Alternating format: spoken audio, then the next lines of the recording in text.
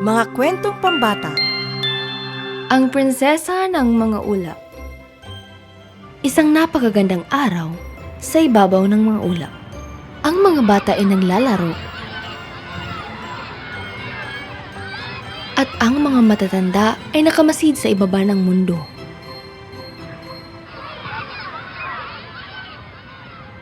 Pero may isang mag-asawa na hindi nila inaakala na hindi sila magiging masaya sa pagiging magulang.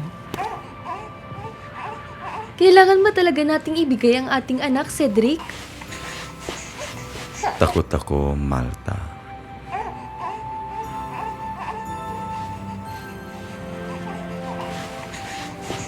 Nakipagkasundo tayo kay Reyna Dracon. Si Reyna Dracon ay isang mabisyong reyna na ginagamit ang kanyang abilidad laban sa mga taong walang kalaban-laban. Sa hindi inaasahang pangyayari, humingi ng tulong si Cedric sa reyna at ang kapalit ay ibibigay niya sa reyna ang unang bagay na kulay rosas na makikita niya. At sa hindi inaasahang pangyayari, sa pag-uwi ni Cedric, binalot ni Malta ang kanilang anak ng kulay rosas na tela. Wag! At bilang kaisa-isang anak ni Cedric at Malta, ang batang si Eileen ay naipangako sa Reynang Dracon. Sa katunayan, ay pupunta na ang Reyna upang kunin ang batang si Eileen. Subalit, hindi matatanggap ni Cedric ang sakit, kaya binigay ni Cedric ang kanyang anak kay Haring Saffron ng planetang Earth. Pero tandaan, ang inyong palasyo ay protektado ng may hiwagang buhangin. Huwag niyo siyang hayaang gumala palabas ng palasyo. Si Reyna Dracon ay nakaabang sa kanya.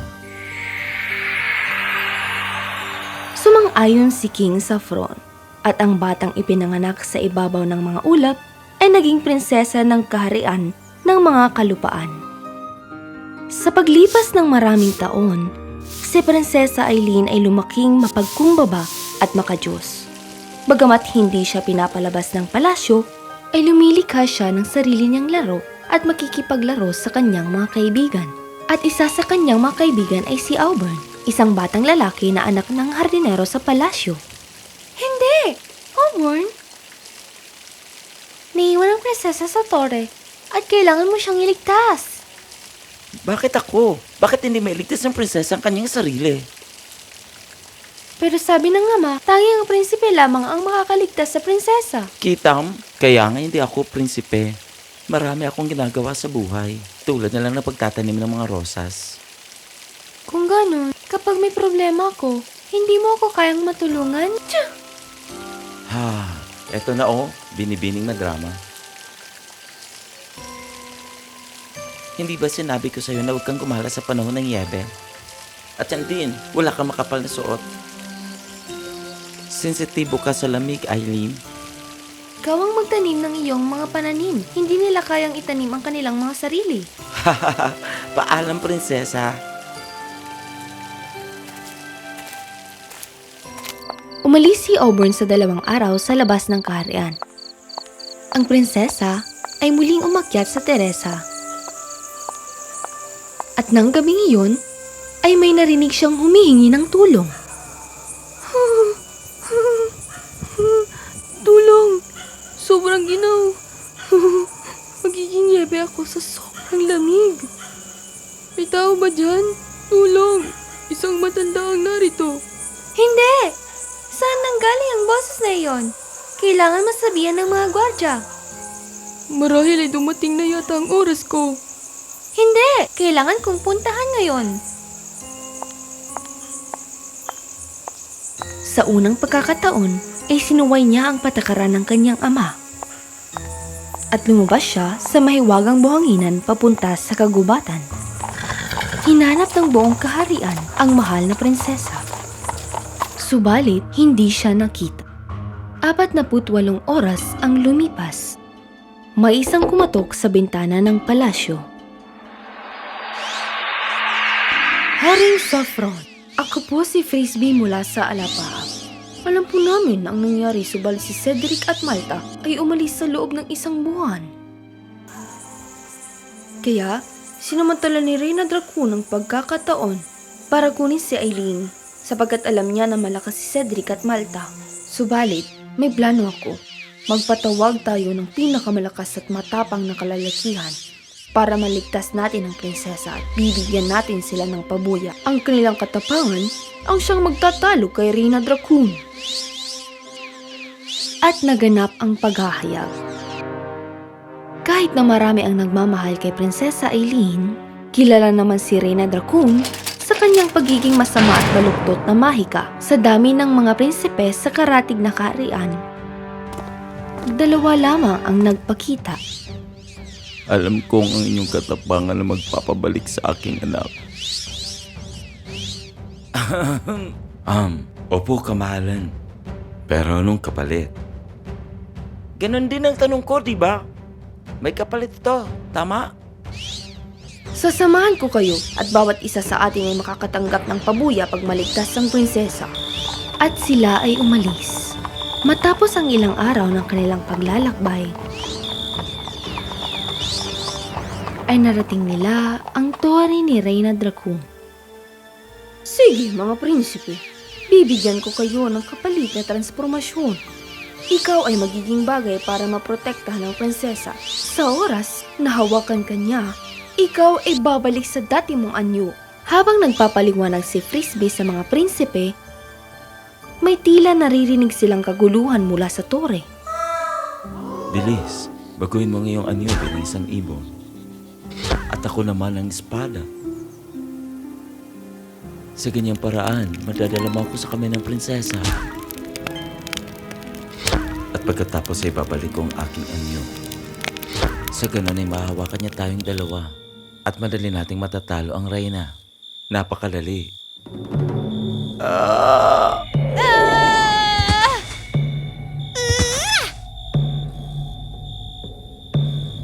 Kamusta? Nandito ba kayo para iligtas ako? Paumanhin sa nasayang yung oras, minaliit ng Reyna ang prinsesa sa kanyang pagkakakulong sa palasyo.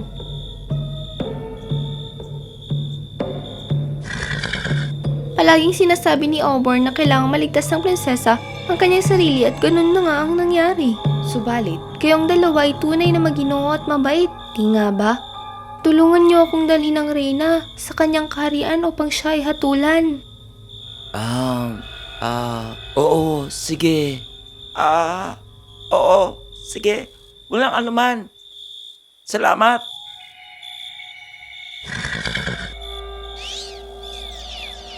Habang naghahanda si Frisbee sa kanyang pag-alis, nahimatay si Eileen sabay habol sa kanyang hininga. Eileen! Wag!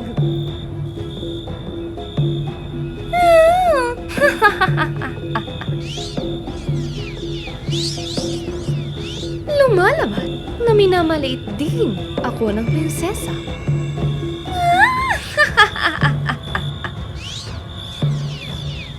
Inakit mo siya.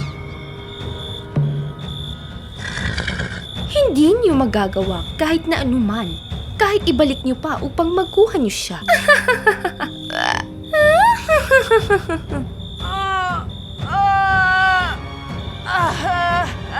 Hindi ko na maayos ang sumpa. Ako'y henyo. Diba totoo? Napagtanto ni Frisbee na walang anumang pwedeng magawa. At doon, ay nakarinig sila ng pamilyar na boses. Eileen, ikaw ang anak ng hardinero. Anong ginagawa mo dito? Ano nangyari sa kanya? Ipinaliwanag ng prinsesa na iyon na ang huling minuto ng matapang na prinsesa. Hindi ito maaari. Nagyayebe siya. Teka, hindi mo magagamit yung alindog sa kanya, pero pwede mo magamit sa akin. Oo, pero kapag tinulungan mo siya gamit ang aking mahika, ito ay walang bisa. Tanging sa inyo ko lang magagawa ang mahikang ito. Di gawin mo akong ningas ng apoy. Sa kanyang paraan, di ko matutulungan si Aileen, pero mainit siya, tama? Sa oras na magising si Prinsesa Aileen at hawakan ka, siguradong sunog ka. Wala tayong pagpipilian. Kung kailangan kong masunog para mailigtas ang buhay ng aking mahal, gagawin ko. Nagulat ang lahat, maging ang reyna. Mabigat sa dibdib ni Frisbee na baguhin ang anyo ni Evan na maging isang silab na apoy. Si Aileen ay katabi ng apoy at tulad ng inaasahan, ang kanyang pagyelo ay bumagal. Ibinalita ni Frisbee sa kaharian, habang ang lahat ay nakamasid sa tunay na hamon ng pag-iibigan. Anong nangyayari? Habang ang reyna ay dinala sa kaharian, minulat ni Aileen ang kanyang mga mata para makita ang kanyang pamilya at ang mga prinsipe sa kanyang paligid. Prinsesa, buhay ka.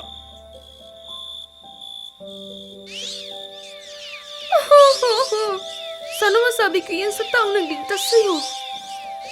Anong ibig mong sabihin? Nasunog si Auburn para sa iyo, prinsesa. Ginawa niyang apoy ang kanyang sarili para mainitan ka. Kahit alam niyang hindi na siya makakabalik, hindi ako nagkaroon ng lakas ng loob tulad ng ginawa niya. Ako din, prinsipe lamang tayo. Subalit si Auburn ang totoong mandirigma na nagpasunog para protektahan ang kanyang minamahal. Auburn, wag! Kinuha ni Aileen ang abong mainit at inilapit sa kanyang puso. Nalaman niya na si Auburn talaga ang kanyang mahal, pero hindi na mababalik pa.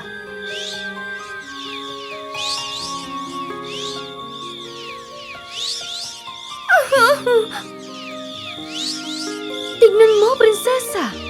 Hindi napansin ng prinsesa na nadampot niya ang munting hinga nang nag-aapoy sa ilalim ng abo.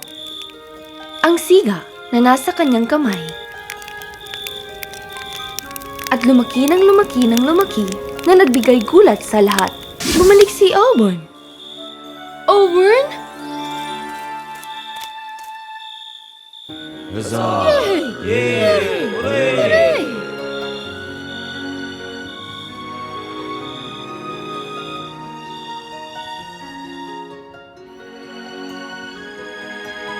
Auburn, ako ang pinakadakilang ama na may matapang na anak na babae at mapagmahal na manugang. At syempre kung sumasang-ayon kayo,